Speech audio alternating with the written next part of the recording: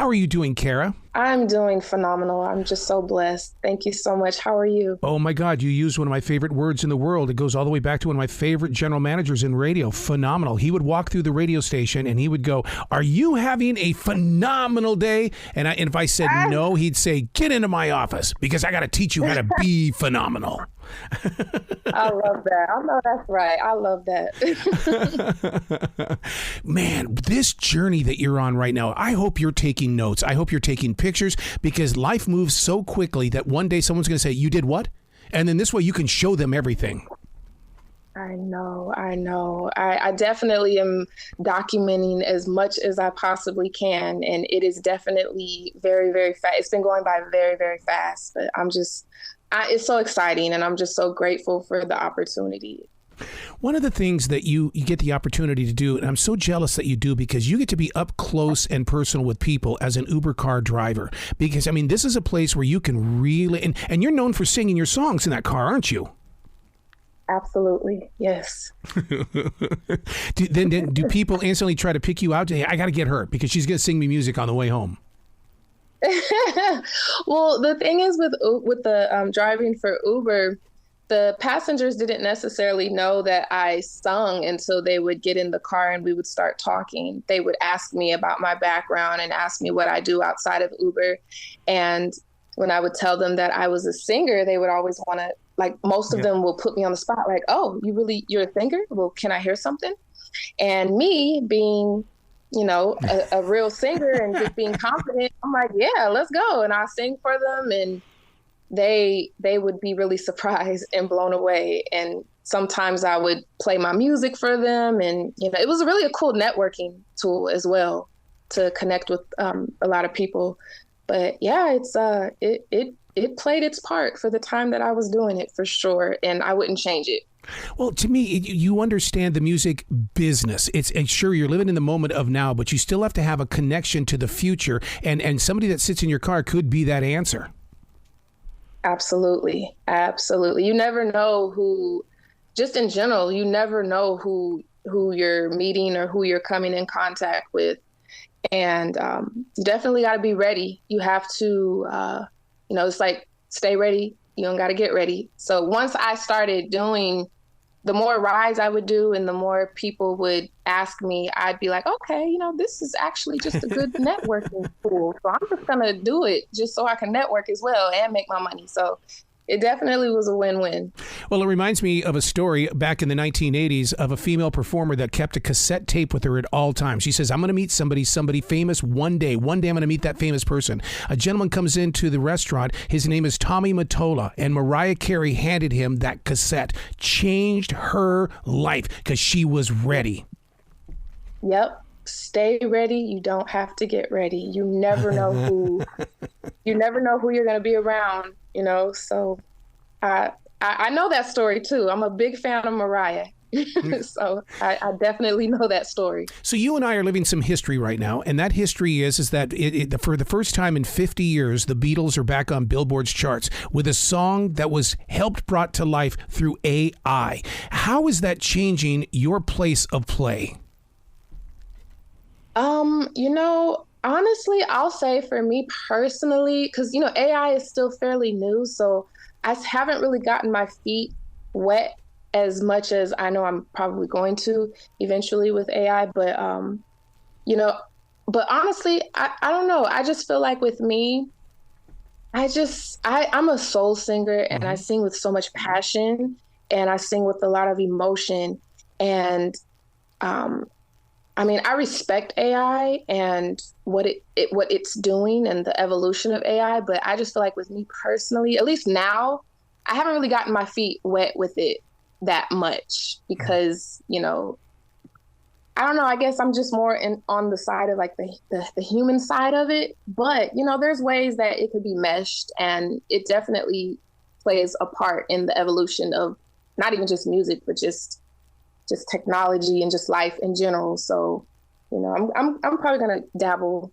I see myself dabbling in it a little more as the time goes on. I got to tell you how important soul music is right now, and I got a good dose of reality yesterday when I went to a park because I was just going to sit there and practice my pickleball, and I got half the court, and on the other side of the court were these three guys playing basketball. I was thinking, oh, they're just going to jump out and they're going to play some hip hop and they're going to get into that style of music. No, it was soul that they were listening to, and that totally blew me away. There's a movement going on because people want to get into a zone and allow it to do what it's supposed to do.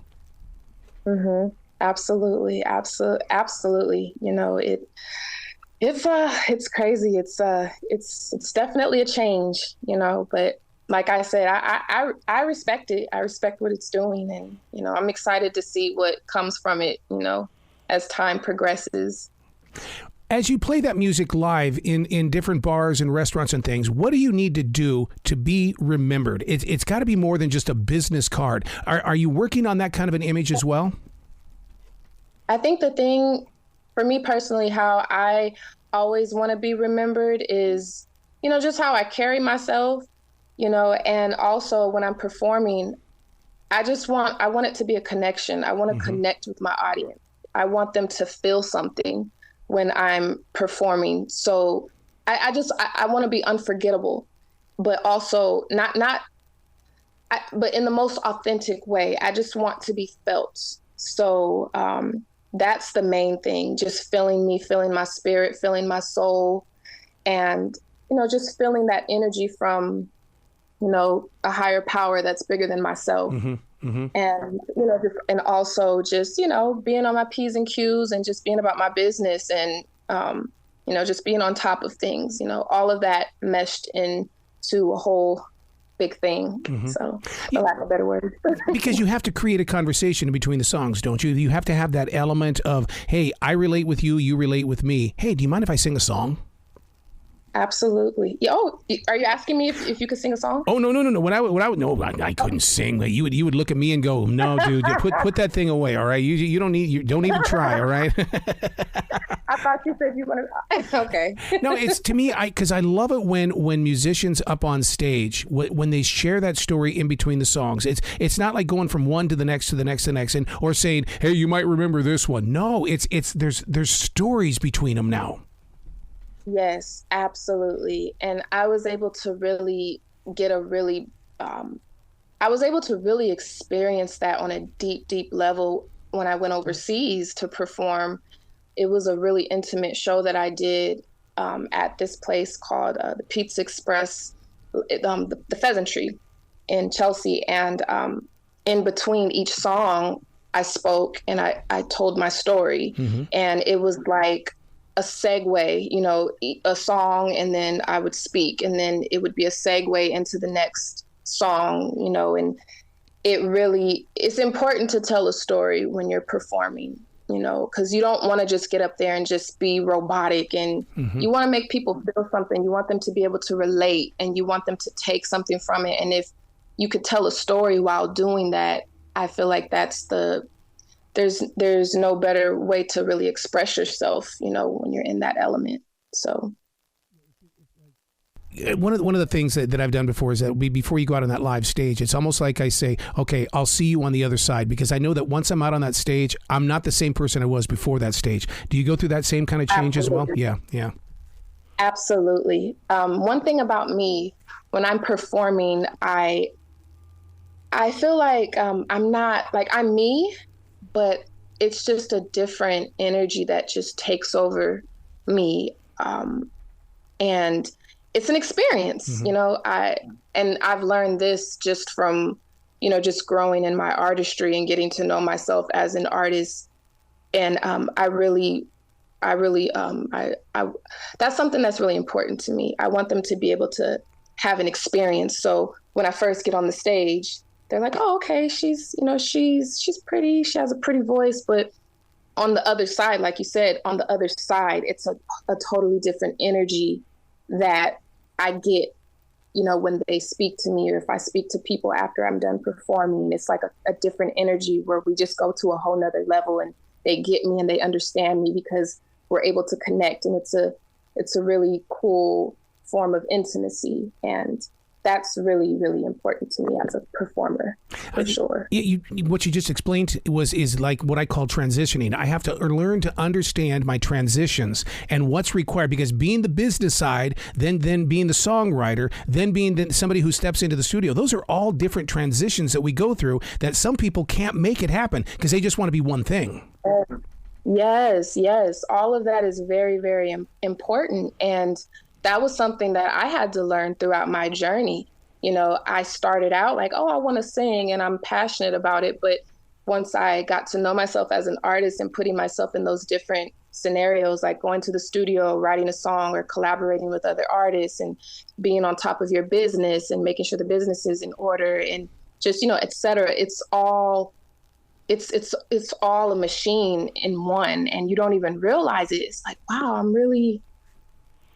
it's a lot that you have your hands in a lot of different things to keep everything afloat, if that makes sense. It does. Let's talk about your music and the way that you dropped an EP. And I'm sure it's up on iTunes and things. What do you do in a situation when they go to iTunes to buy it and the song that you wanted to be the popular one is replaced by something else because somebody likes a deeper cut? How do you deal with that as a creative? Honestly, because all of my songs, I love all of my songs. And there might be some songs that I enjoy more than others, but as long as the people are happy, whatever they gravitate towards, I'm happy with that, because I'm not only a singer and I'm not only a performer. I feel like I'm a vessel. I'm being used as a vessel to bring joy and to bring experiences to people. So whatever song that it is that the supporters gravitate towards and that they get something from, I'm grateful that I can be used as a vessel to give them that experience. So it really, honestly, it doesn't matter what song it is, because I have my preference, but everybody has their own preferences when it comes to what they like. So I'm just grateful that I could be used as a vessel to give them that experience. That's such a personal growth thing, because so many times, you know, you can display a piece of artwork on the wall. You may not like it, but somebody else thinks it's a masterpiece. Right. Absolutely. And that's how it is with my songs. You know, I mean, on my EP, I mean, the song that everybody gravitates towards the most, I gravitate the most towards it too. But you know, like I said, I if they love it, then I'm happy. Do you ever wish that you were the listener just discovering that song? I mean, but you know the journey, you know what you went through to bring that song together. But sometimes, do you ever wish you could just be the listener? Oh, I am the listener with other artists and other performers. Oh, I'm on both sides, because just as much as I love to perform and I love to be creative and be an artist, I love to listen to music. Nice. And I love to be the consumer as well. You know, I'm a lover of music, so it all works. How do you stay so true to that soul sound when you're in Atlanta? Atlanta has got such a wide range of music. I mean, you can go anywhere in Atlanta and pick up a brand new sound. Yes. So what was the question? So in other words, how do you stay so true to one sound? You know what? Honestly, I just go with the flow of how I feel. Yeah. You know, I'm the type of artist to, you know, yes, my roots are R&B, soul, those are my roots, and that's me. But I don't limit myself to just that. I have a very wide range, and I have a universal, like, it's universal for me. So, I just do all of it. And I just, whatever they like I said, whatever it is that they like. And if I could be that naturally, with, you know, not being forced, then I'm all for that. So do you have a home studio to where you can drop the tracks and then take it into an engineer? Or how do you put your music together? So basically how I do it is I go to the studio. Yeah. I go to different studios and I'll record with different producers. But usually how I do it is I like to usually just lock in with, I'm open to working with different producers and different artists and different, you know, collaborating. But my process is I usually just lock in with one producer and will just naturally just build, you know. And I'm the type of artist where I more so like to create from experiences. I like to write from experiences. That's when it's the most authentic. So I'll go to the studio, I'll write a song and maybe collaborate with other writers and record it, and we'll just go on to the next. And I've also worked in, home studios as well. I've recorded myself as well. I don't have a setup currently, but I have before. But it's just with being where the music is now and where technology is now, it's so many different ways you can record. That's so true. You can record a hit song that can be on the top of the Billboard charts in a closet, like literally, as long as you have the right, equipment and everything, and it sounds good, the quality is good. It works. Oh, so. I love your strength. Where can people go to find your music? That's the one thing that I hear from listeners. Where can I find it? Okay, so we need to teach people how to find your music. Yes. So basically, honestly, you can just go on. You can go on iTunes, Spotify, all streaming platforms. My music is on all streaming platforms. So you can just go on. Just type my name in on Google, Tenae. And all of my stuff pops up. It's literally right there, everything. And also, if you go on my Instagram, I have a link that has all of my, it's in my bio. It's a Linktree bio. And as long as you click on that, it'll take you directly to all of my music and all of the platforms that it's on. I love it. But yeah, Cara Tenae, Google, and then it all pops up on the Instagram. Please come back to the show anytime in the future. The door is always going to be open for you. Thank you so much. Thank you so much. I appreciate you. Well, you be brilliant today, okay? I will. You as well. Thank you.